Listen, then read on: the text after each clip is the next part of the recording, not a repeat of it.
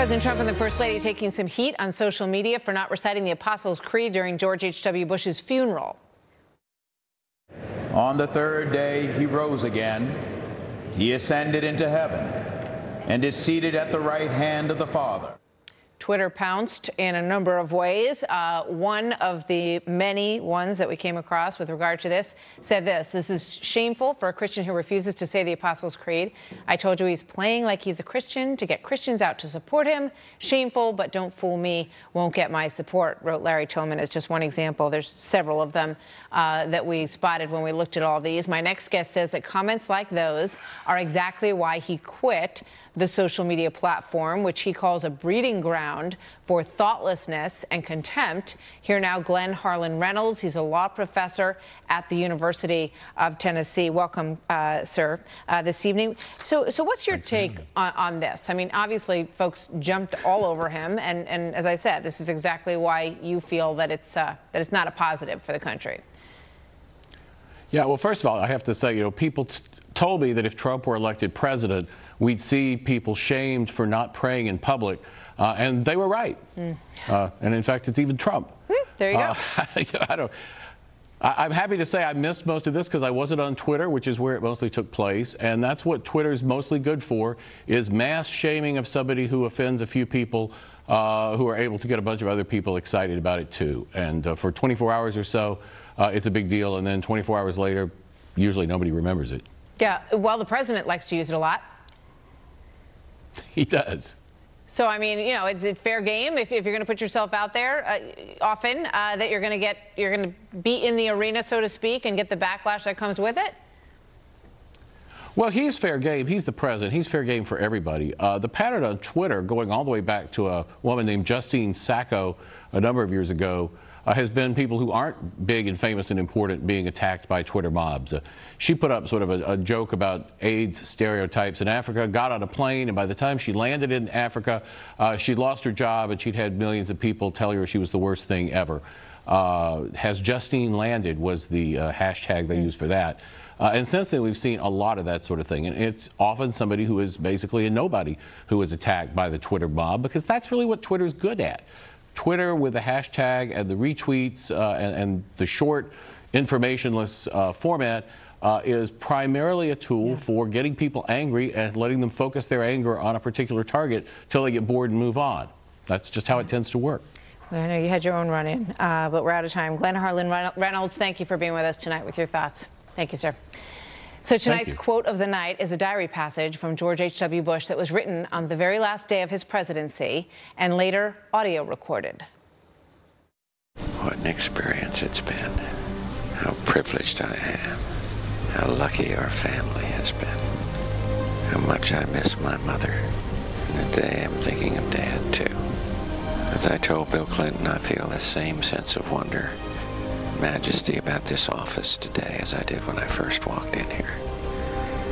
I've tried to keep it. I've tried to serve here with no taint of dishonor, no conflict of interest, nothing to sully this beautiful, beautiful place, this job I've been privileged to hold. It's amazing. This is my last day as President of the United States of America. He kept all of those audio diaries. Fascinating revelations from President George H.W. Bush. Good night, everybody. That is it for us. Thanks for being with the story. Tucker's up next.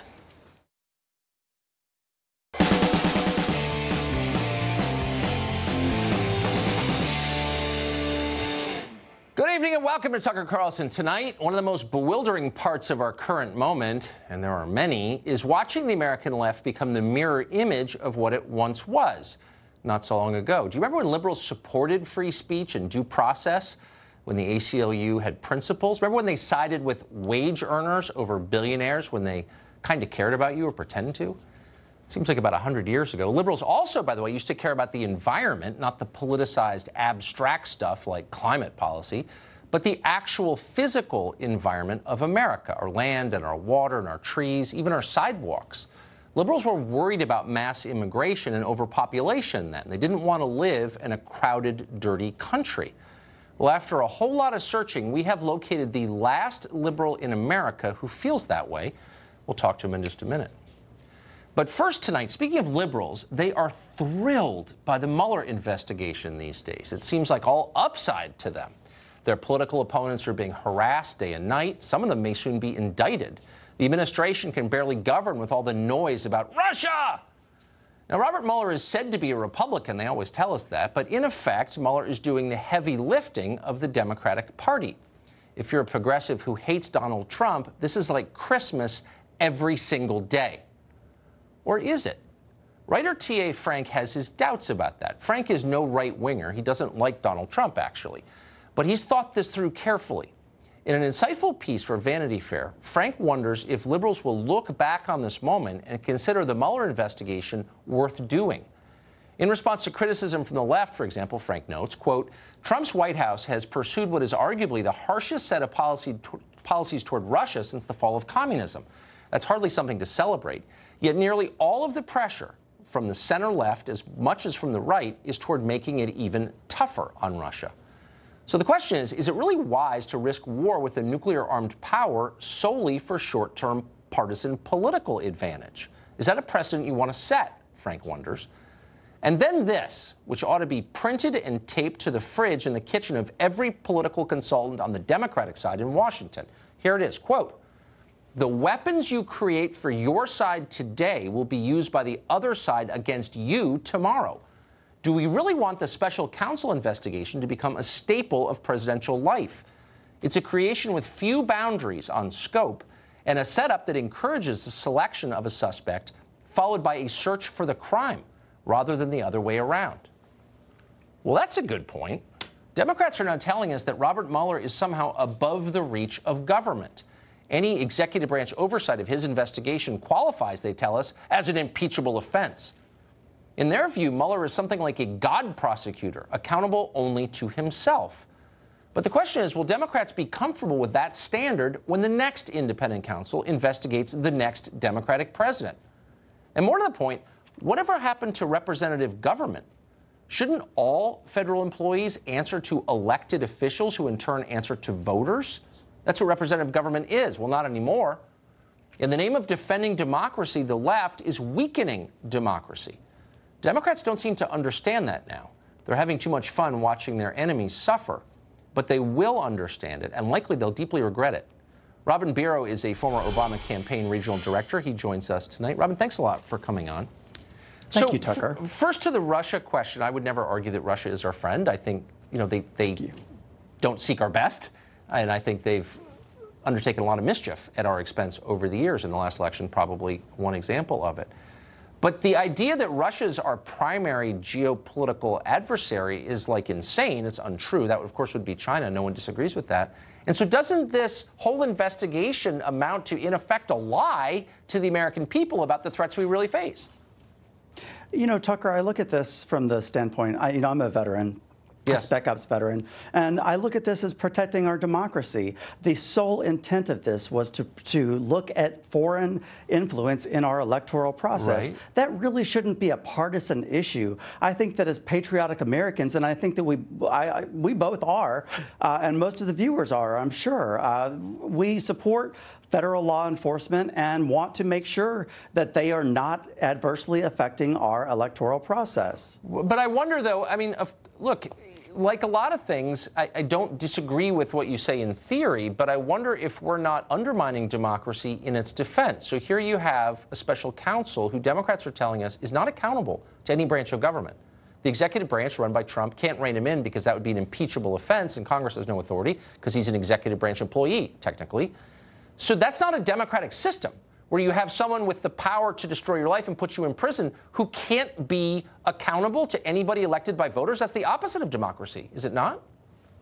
I looked at the appointment memo for Robert Mueller in this investigation, and it gives him the authority to look into any matters that may arise directly from the investigation. So that's pretty broad. And to your question about whether or not this could come back on Democrats, yes, it could. I remind you that the Flynn memo that just came out this week pretty much showed us that there are 2 other criminal investigations. Those could very well be against Democrats. Those could come back to haunt us. us, for sure. Okay, so yes, this, the weapons that we use you're now absolutely right, could come back to haunt us. But may I get to a more fundamental question? I wouldn't be surprised. Since you're for democracy, I'm for democracy, then let's just agree on the terms here. Every employee of a government in democracy must answer by definition to an elected official because the voters are in control, the power resides with them, correct? Yes. What elected official does Robert Mueller answer to? I don't know exactly how the DOJ works, but I do support federal law enforcement. Ultimately, the man at the top of the DOJ... Look, I don't mean to be a stickler on the civics thing, but hold on. As long as we're defending democracy, let's defend democracy. And democracy is predicated on the idea that people rule, and they rule through their elected representatives in our version of democracy. So if he is working for us, if he's a federal employee, which he is, which elected representative can fire him? Which elected representative does he answer to? And the answer from Democrats is, well, none. But that's not democracy, is it? No. That's something else. That's more like, I don't know, monarchy. Technically, well, if you want to get technical, he answers to President Donald Trump, who is, by technicality, he's head of all of law enforcement. He's our chief law enforcement officer. By technicality, so was he elected? Would he not then by be voters, the ultimate person that he would answer to? Donald Trump himself has says that he's had the authority many times to fire him and chose not to for political reasons. I think that was a good move on his part. Yeah, but maybe it was politically or not. But Democrats are telling us, and I watch the dumb people on TV. It's on in my office all day long, and I do. I can't help it. And I hear them say again and again that Trump cannot fire or rein in a federal employee. He doesn't have the authority to do that. Now, that seems to me, that's a pretty clear argument against democracy. What you're saying is voters have no role in this. Their elected representatives are powerless. They have to sit back and let some guy elected by nobody do whatever he wants. Is that the democracy that we're defending now?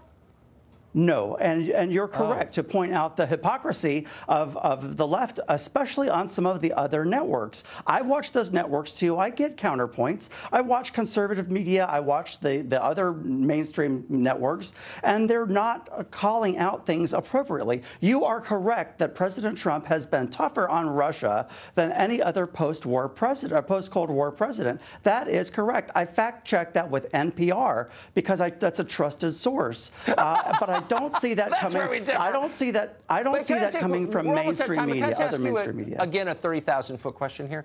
So we've been tougher on Russia. We're also closer to war with Russia than we've been at any time, probably since the Cuban Missile Crisis. How are we safer for that? Does that make you feel safer? It doesn't make me feel safer. As far as protecting our democracy and protecting against cyber warfare, it's a real problem in this day and age. And we saw all of those intelligence agencies, the U.S. intelligence agencies, come out clearly and say that this was a problem. This actually did happen. President Trump has kind of been waffling on whether or not he believes U.S. intelligence, but you know, it's a problem, and we are better for looking into this because it protects our democracy, which again I say is a nonpartisan issue. Yeah, As I feel it's been we should undermined, all but want to protect our democracy. Robin, thank you very much. Thank you, Tucker. Elizabeth Price Foley is a professor at Florida International University College of Law. She thinks about these questions a lot, and she joins us tonight. Professor, thank you very much for coming on. So I don't think it's an arcane or irrelevant question. Who is Robert Mueller's boss? I keep hearing that Trump can't have anything to do with Robert Mueller, neither can DOJ. That doesn't sound democratic to me at all.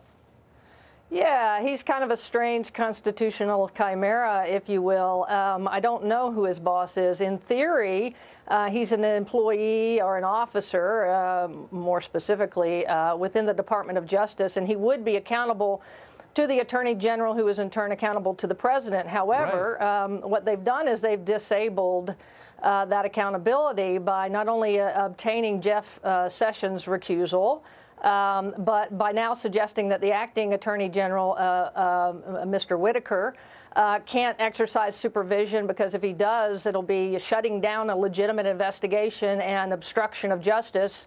And if the AG can't fire Mueller, then presumably the president can't either without facing the same headwind of political criticism that might be fatal to his presidency. So they've managed somehow to completely disable one of the president's key constitutional powers, which is the power to fire his subordinates. So what you're telling me is a howling pack of cable news morons brayed until the administration got bullied into placing a guy who'd been elected by nobody into the position of ultimate power.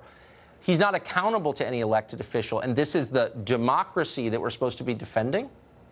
Yeah, I mean, that's pretty much it in a nutshell. And they did it, and they did it on purpose. And I think one day they're going to come to regret it, because if you can do this to President Trump, you can do it to, frankly, any incoming future president.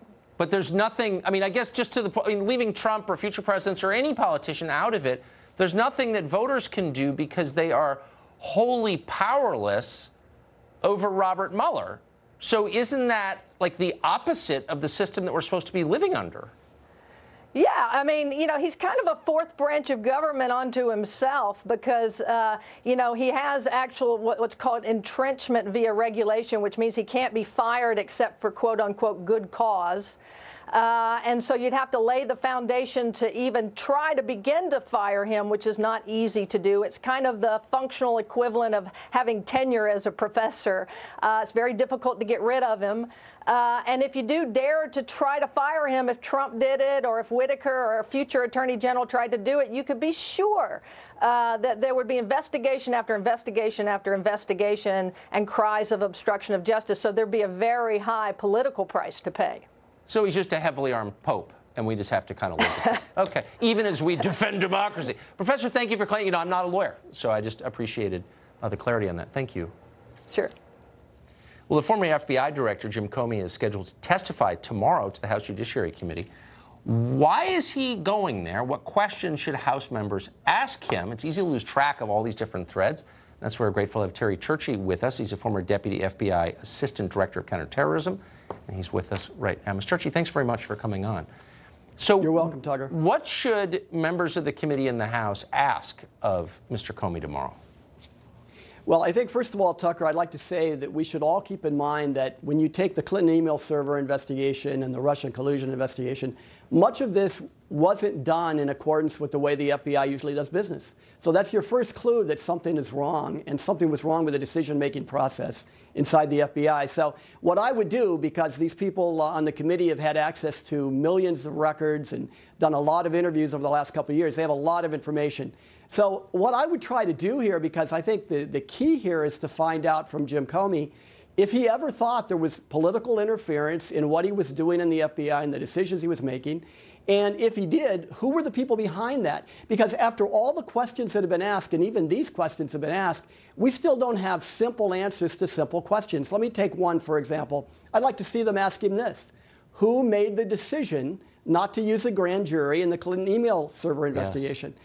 That would have saved us a lot of trouble right now, because we would have had a neutral party, and the FBI, the Department of Justice, all these personalities would have been out of this. But that didn't happen. Why did that not happen?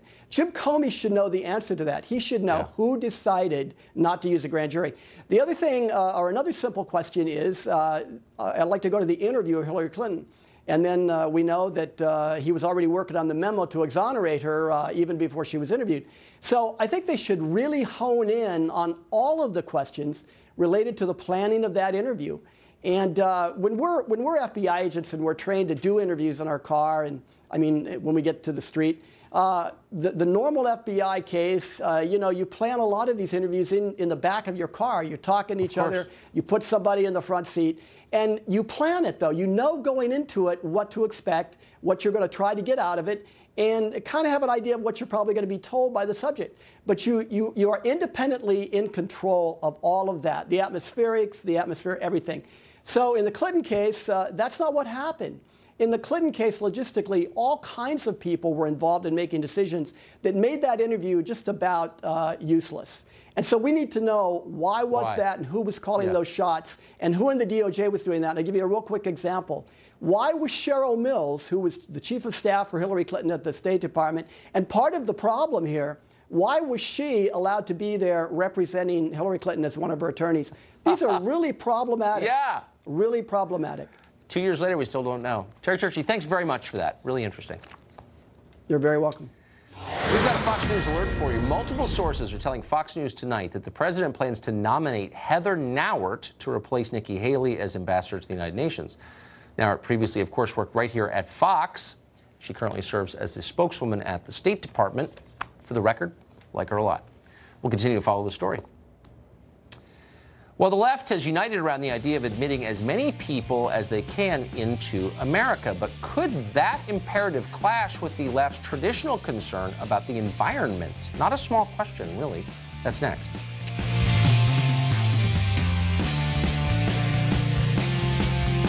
Tucker Carlson is brought to you by Pacific Life, protecting generations of families for 150 years. That's the power of Pacific. When you retire, will you act or feel different? Or will you just be you, without the constraints of a full-time job? You can grow your retirement savings with Pacific Life and create the future that's most meaningful to you. Which means you can retire without retiring from life. Having the flexibility to retire on your terms, that's the power of Pacific. Ask your financial professional about Pacific Life today.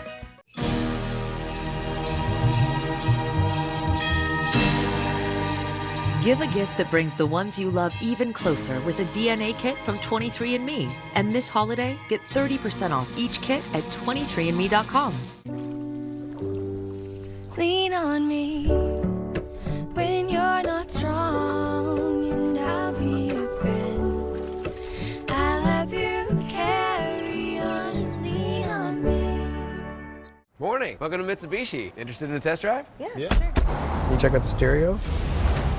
Introducing the 2019 Mitsubishi Eclipse Cross.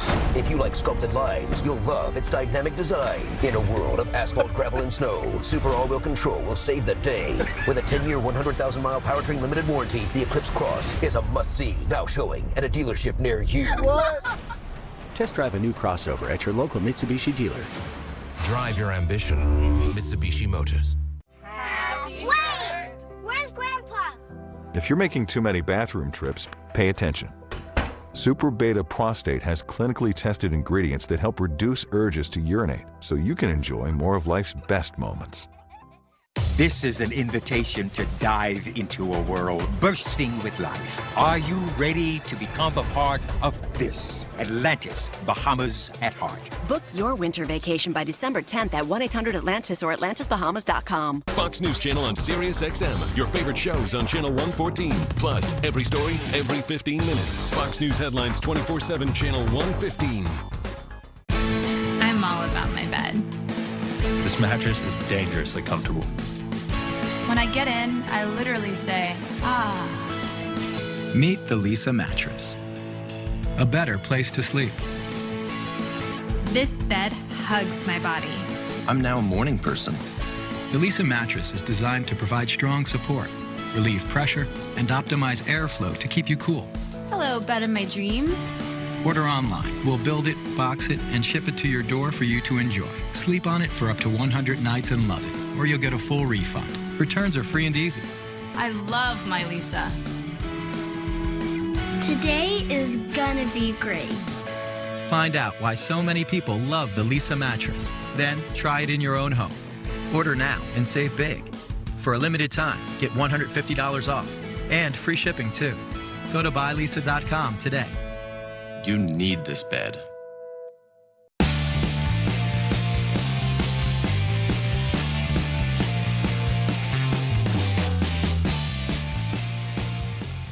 So there are a lot of divisions on the left, not often aired in public, but they do disagree with each other. If there's one issue that unites almost everybody on that side, though, it's immigration. And the principle they've united behind is that anybody from anywhere on the globe should be allowed to come into the United States, no questions asked. And if you don't believe that, pay attention. For example, look at the theater surrounding the recent migrant caravan. All of this for a group of people, a lot of whom are mothers and children, who pose no imminent threat. The President of the United States has decided that a couple thousand scared, sick, people fleeing violence are a bigger threat to the United States than ISIS. Guess what, Ben? It's in our laws that people are allowed to come to our borders and ask for asylum. So this is a new thing. It seems like they've always had this view, but no. Many in the left used to be skeptical of mass immigration, partly for economic reasons, because it undermined the wages of workers. But there were others, many others, who had environmental concerns, too, about letting a lot more people into the country. Phil Cafaro is the author of How Many is Too Many? The Progressive Argument to Reducing Immigration into the United States. And he joins us tonight. Mr. Cafaro, thank you very much for coming on. Having you is the result of a long nationwide search to find someone with your views, because I remember so well as a kid that Democrats were really concerned, some were, liberals, about overpopulation and the effects on the natural environment. And I always kind of agreed with that. Tell me your concerns about mass immigration and its effect on the environment. Well, Tucker, I'm not sure I'm the last liberal in the country who's concerned about immigration-driven population growth, but we are a minority among environmentalists. I'll give you that. Yeah. So I see, like, the Sierra Club, which used to care about the Sierras. Huge fire breaks out in the Sierras last summer, started inadvertently by an illegal immigrant, or the degradation of marijuana farming in Northern California, which really does poison the soil. And they say literally nothing because their concern for open borders overrides their concern for the environment. What is that about? Well, I think you're absolutely right. If you go back to the birth of the environmental movement 50, 60 years ago, there was so much concern and focus on population issues because people saw the connections between overuse of resources, between too much pollution, and the sheer numbers of people. And environmentalists used to talk about that. I think what happened between then and now is back then most of our population growth was coming from the number of children we were having, Native Americans. Whereas today, population growth in the U.S. is primarily driven by high levels of immigration. So people, for whatever reason, weren't as comfortable saying we needed to limit immigration as they were saying we need to limit how many kids we have. I think that's a mistake, though, because either way, you're driving population growth, and that has environmental consequences. So quickly, and I wish we had more time for this because I think it's fascinating, and I would urge people to buy your book on this. What's the response you get from your fellow liberals when you say, wait a second, you know, there are environmental effects of letting all these people in? What do they say to you? Well, mostly what I get are people who, most people say, well, I didn't realize that. I hadn't thought about that. Because as you say, environmentalists have stopped talking about it. But the responses really run the gamut from, you know, how long have you been a racist to, oh, thank you so much for talking about that. I've been thinking that myself, and I'm just not comfortable talking about it. Exactly. So it's an interesting thing to talk and write about because you do get such a wide range of responses. Yeah, I mean, spend a week in a crowded, dirty country, and you'll find out you don't want to live in a place like that, I think. Phil Cafaro, thank you very much for your positions and for explaining them to us. Thanks for having me, Tucker. I appreciate it. Thanks. Kirsten Gillibrand is an accidental senator. She was appointed by an unpopular New York governor to bolster his, it turned out, doomed re-election hopes. At first, she seemed pretty moderate. She opposed amnesty for illegal immigrants. She had a decent NRA rating. But her ambitions have grown. Being senator, a bad senator, is not enough. So now she has moved full woke. She now sounds like a sociology professor from SUNY Oswego. Half her constituents are men, for example, and she recently posted a message just for them. There's no future for you, she said. On Twitter this week, Gillibrand wrote this, quote, our future is female, intersectional, empowered by our belief in one another, and we're just getting started, unquote. What the hell does that mean? Manhattan Institute fellow Heather McDonald might know the answer to that, so we've asked her to come on tonight to explain. Heather, thanks a lot for coming on. What does that mean? Well, it means that academia is taking over more and more of the real world. I wish this was something that was just confined to Gillibrand, but it's not. Yeah. It means that feminism has ambitions to take over civilization, and when that happens, you can say goodbye to civilization. They're trying to disappear males. They're committed to a narrative that America is a rape culture, is oppressive, is sexist, is racist. That's the whole concept of intersectionality, which is a way of describing the growing number of victims and their complicated ways of being oppressed by white heterosexual males. Unfortunately, again, Gillibrand is not some outlier. You have Trump's own administration bragging about the fact that he's spending billions of taxpayer dollars to encourage more females to go into STEM, which means discouraging males. And if you look no further than the opposition to the very appropriate rewrite of the campus rape rules by Education Secretary Betsy DeVos that are merely trying to restore our concept of due process and fairness to these very absurd kangaroo court tribunals, the feminists are having nothing of it. So feminism is really at odds with the civilizational legacy that we have inherited that we have to preserve at all costs. Can I ask you a really simple, quick question? Why would a group, any group, want to poison the relationship between men and women, which is the building block of everything that's good in the world? Because they would rather hate. They are self-interested. They have no understanding of the future. They have no understanding of the values and virtues that make civilization possible. And they're simply seizing power and are in a manic rage to efface males. And this sounds hyperbolic, Tucker, but you look around at institution after institution that has been taken over by feminists and the absurd diatribes that are launched against males, and that's the only conclusion you can reach. Well, you know, maybe 5 years ago, I was thought, you know, that Heather McDonald, nice, kind of a hothead. Now I think you're absolutely right, and I think you're really brave for saying it as clearly as you do, and I'm grateful that you did tonight. Thank you. Thank you, Tucker. Well, the war on Christmas isn't real, but it's also expanding faster than American commitments to the Middle East. The latest victim, candy canes. That's next.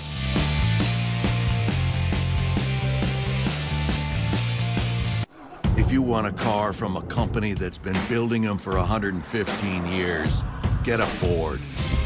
If you want a car with driver assist technology, get a Ford. If you want Waze and Amazon Alexa compatibility, get a Ford. If you want a car that doesn't have any of that, get anything but a Ford. Otherwise, you're gonna want a Ford. Worried you're one of the millions whose identity may have been compromised in the last breach? Monitoring your credit may not be enough. LifeLock now includes the power of Norton to watch out for a range of threats to your identity and the information stored on your devices. Sign up and LifeLock will monitor your personal information, alert you to suspicious activity, and if there's a problem, work to fix it with LifeLock's $1 Million Protection Package. It's not too late to get protection. Get new LifeLock with Norton now. Joining meeting.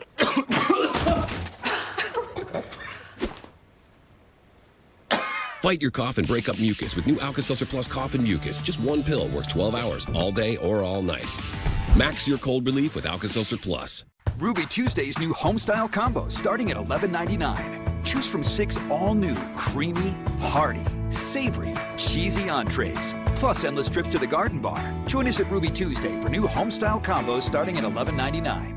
I love you, Dad. A what? A what? I found myself saying that all the time. And when I realized it, I just stopped saying it. And my life changed. I stayed home, mostly alone. I missed out on everything. I knew that I needed hearing aids, but the cost was ridiculous. A tiny hearing aid costs $3,000, $5,000, whatever they can get. It's just ridiculous. Well, not anymore. Thanks to Hearing Assist, I can hear clearly again, and my life is so much better. I got a pair of rechargeable, state-of-the-art digital hearing aids for about 10 times less than my doctor wanted to charge.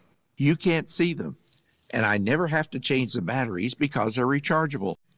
And right now, you can buy 2 Recharge hearing aids and have 60 days to try them. Call 800-501-1000 or visit hearingassist.com. 800-501-1000. There's only one you, with your own goals and motivations, your own definition of healthy and happy. So let's learn your capabilities, and I'll adapt from beginner to athlete with personalized workouts to find the right fit for you. I am Max, the breakthrough fitness intelligence platform only on the new Bowflex Max Trainer. Personalized fitness is here at TryMaxNow.com. I don't know what's going on. I've done all sorts of research, read earnings reports, looked at chart patterns. I even built my own historic trading model. And you're still not sure if you want to make the trade? Exactly. Sounds like a case of analysis paralysis. Is there a cure? TD Ameritrade's trade desk. They can help gut check your strategies and answer all your toughest questions. Sounds perfect. See, your stress level is here, and I got you down to here. I've done my job. Call for a strategy gut check with TD Ameritrade.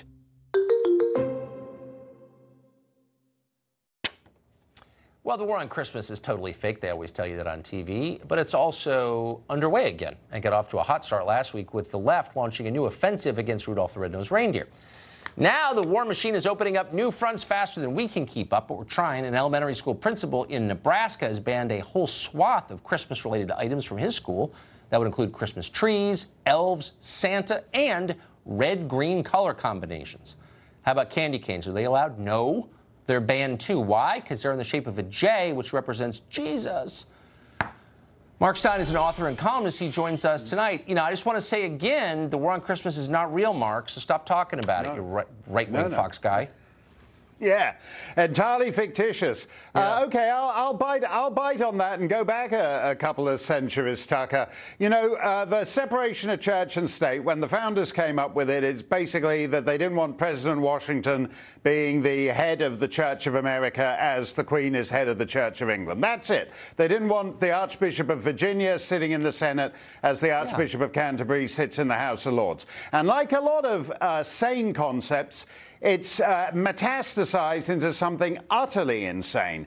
And when you're actually banning colors, when you're banning two of the colors on the color spectrum, red and green, so there's only orange, yellow, and blue left, you're bonkers. You're nuts. You've flown the coop of reality. You are living in a more bizarre fantasy than Santa and his reindeer and his elves could ever come up with.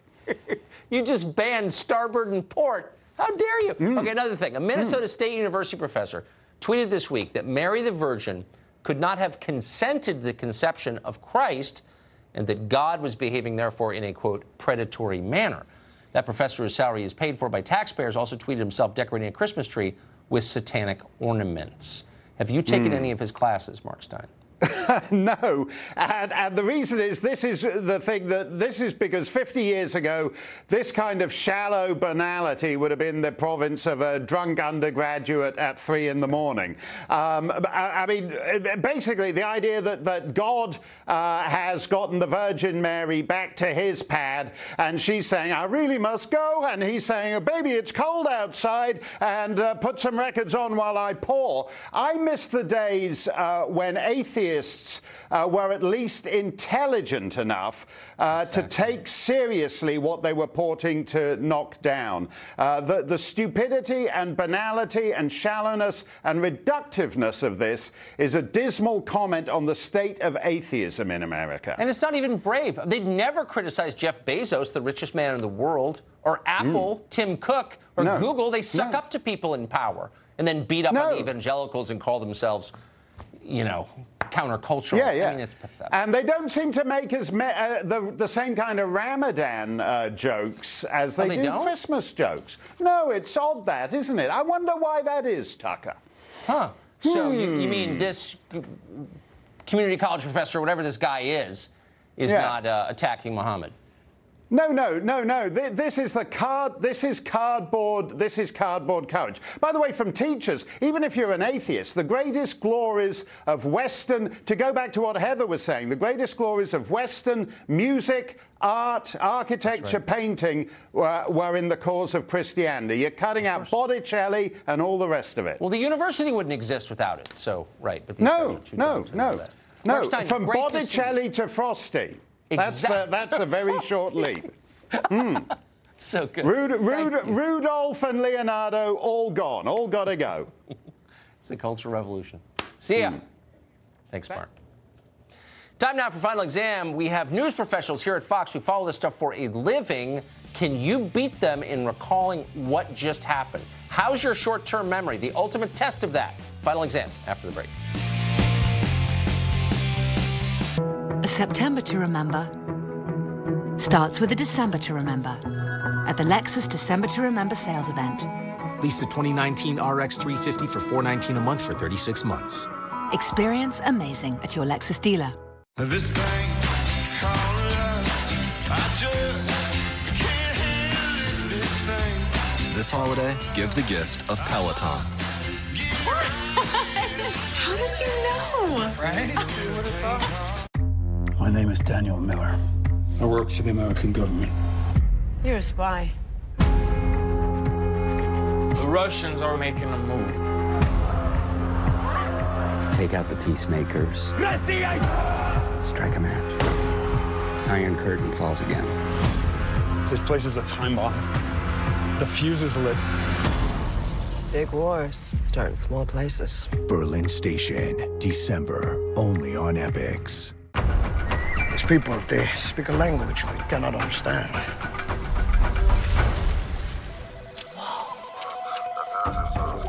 Deductible? Definitely speaking insurance. Additional interest on umbrella policy? Can you translate? Damage minimization of civil commotion.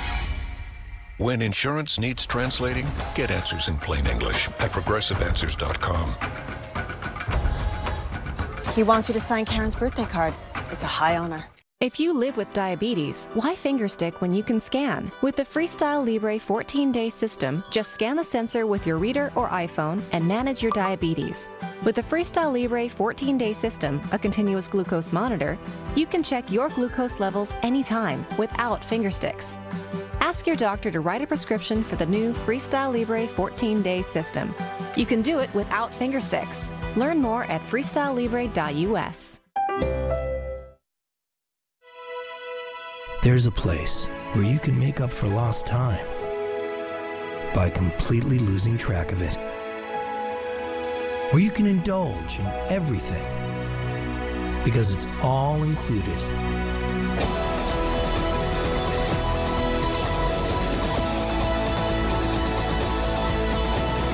Sandals, the world's only 5-star luxury included resorts. Call 1-800-SANDALS. How to be a holiday hero with a few. Step 1. Gift a SodaStream.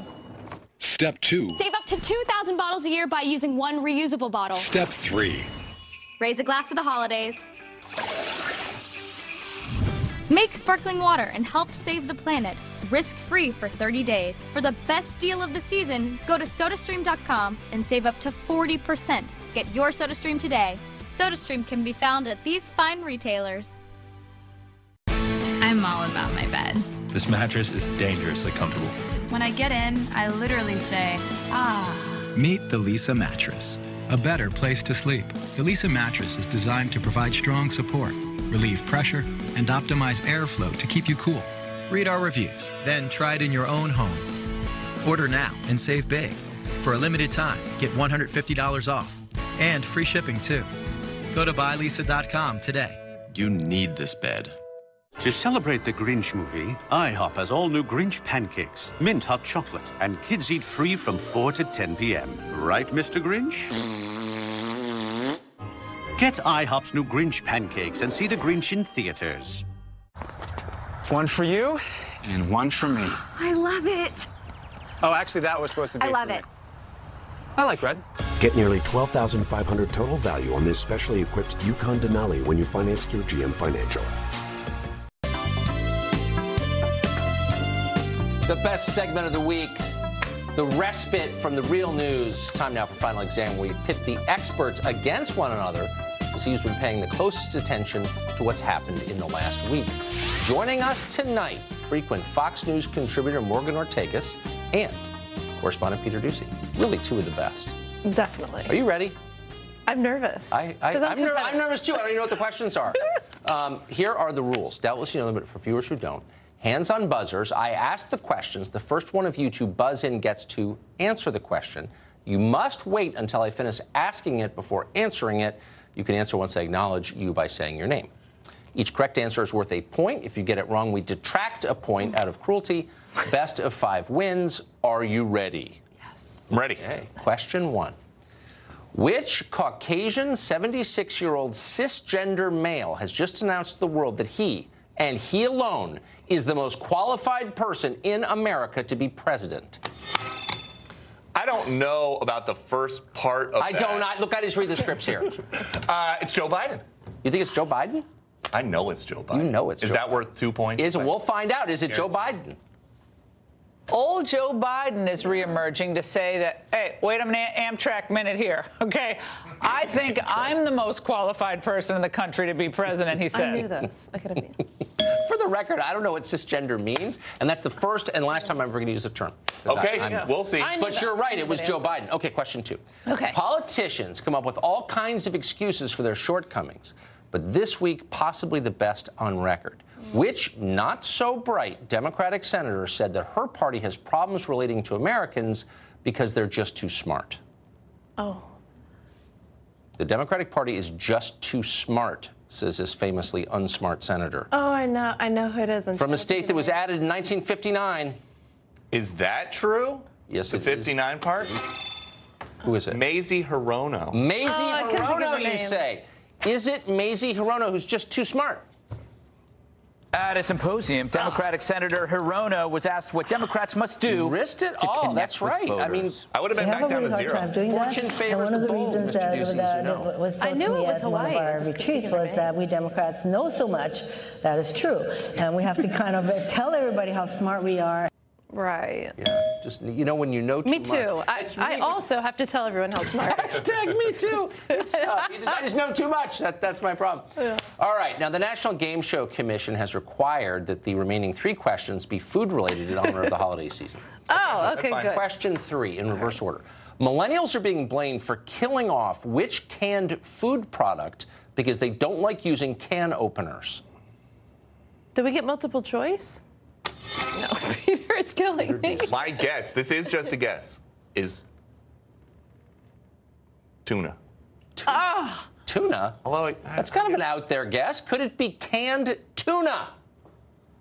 42%. That's how much tuna and canned fish sales have dropped since the 1980s. The Wall Street Journal says young consumers don't find it convenient since it requires opening and draining. How lazy is this generation? We don't want to drain tuna. And StarKist CEO claims many millennials don't even own can openers. What else would it be? What other canned food are millennials eating or not eating? I know. Out of a can. Soup?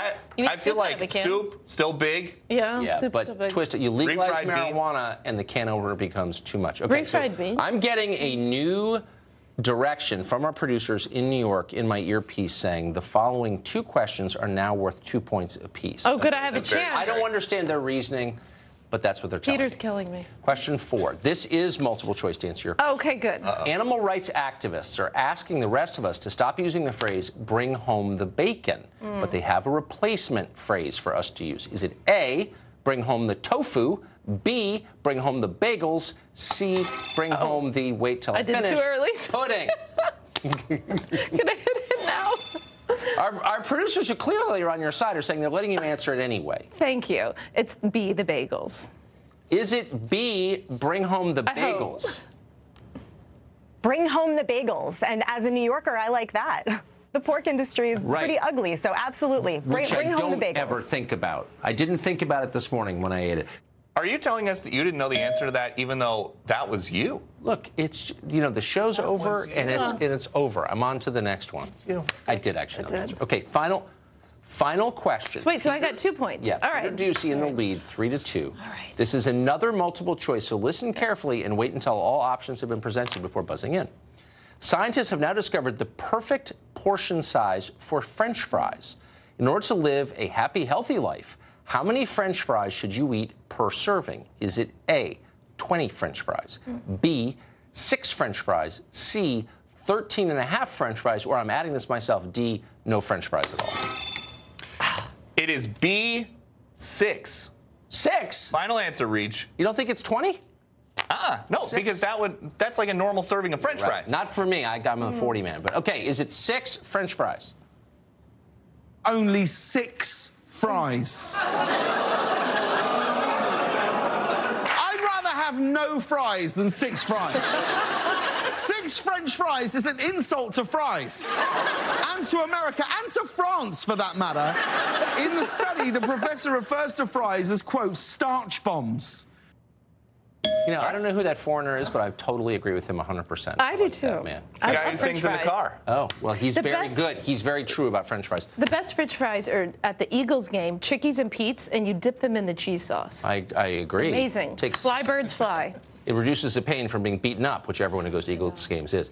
Thank you both very much. Peter Ducey, you are the winner, and you win the commemorative Eric Wempel mug. Do I really get to keep that? For Jeff Bezos' website. He came on the show. Can we get a tight shot of this? And this was his reaction to being on our program. We're honored to have him and honored to give this to you. I think this is what I looked like when I won the quiz. I think it is. Thank you both very much. Thanks, Morgan, Tucker. Peter, thank you.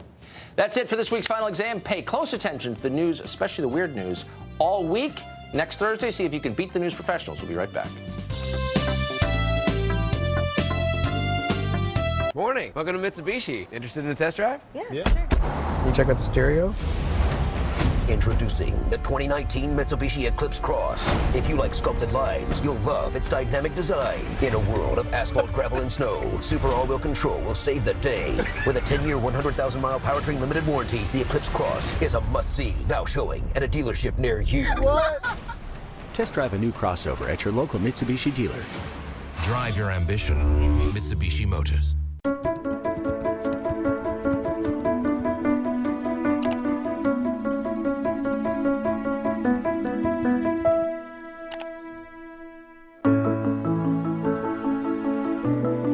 Mom, I got you something. Well, that's sweet of you. What is it? It's Cardia Mobile. Here, let me show you. It takes your EKG. Oh, that's my heart? Huh, that's wonderful. Hey, is Mom there? Yeah. Oh, hey, sweetie. I just did my cardia. Still normal. Hey, Mom, is everything okay? I texted you. It says possible atrial fibrillation. Okay, we should get it checked out. I'll pick you up.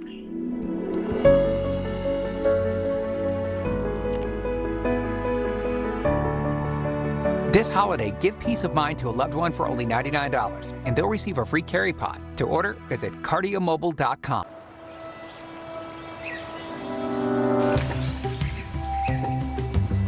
Do you want to take the path with the shortcut? Not too fast. You do more than protect parks when you share the love. You protect our future. Get a new Subaru like the all-new Forester, and charities like the National Park Foundation can receive $250 from Subaru. Get 0% during the Subaru Share the Love event.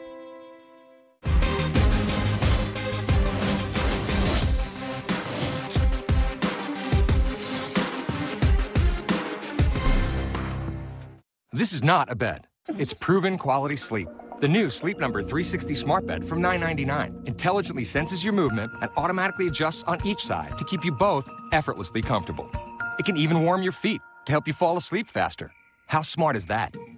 Smarter sleep to help you shed those sugar cookies. Get a running start on the holidays and take it all in with the patience of a saint. Don't miss the last chance to save up to $500 on select Sleep Number 360 smart beds. Ends Monday. Are the credit cards in your wallet actually the best ones for you? At NerdWallet, we sort through hundreds of credit cards to find the top cards for balance transfer, travel, earning rewards, and other perks. Using your unique info to narrow the search, NerdWallet makes it easy to find credit cards that work harder than the ones you have now. Stop missing out. Visit nerdwallet.com to find the cards that are made for you. I'm young. I'm not supposed to have high blood pressure. If you just learned you have high blood pressure, or you're already treating it with medication, you can benefit from adding the Zona Plus to your treatment plan. Medication is not the answer all the time for treatment of blood pressure. The Zona Plus therapy is safe and easy to do, at home or on the go. Do it while you're watching TV, during breakfast, relaxing, even before a workout. Every once in a while, I remind him, are you doing your Zona? And he'll say, yep. Every day. In studies, 90% of people lowered their blood pressure from 10 to 15 points in as few as 4 to 8 weeks. And with the company's fantastic 90-day money-back guarantee, backed by a full refund of the purchase price, there's no risk. You have everything to gain by giving Zona Plus a try for 90 days. Call now at 800-311-6730 or visit us online at zonaplus.com.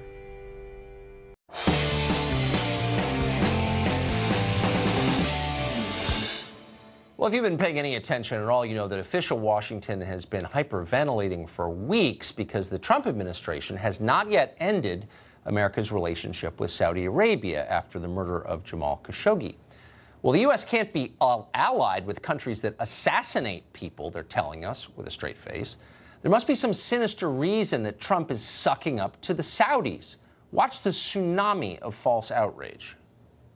It is possible that the president himself, through Trump Enterprises, may have some financial dealings in Saudi Arabia. Is that Saudi money paying for 500 rooms inside a Trump hotel?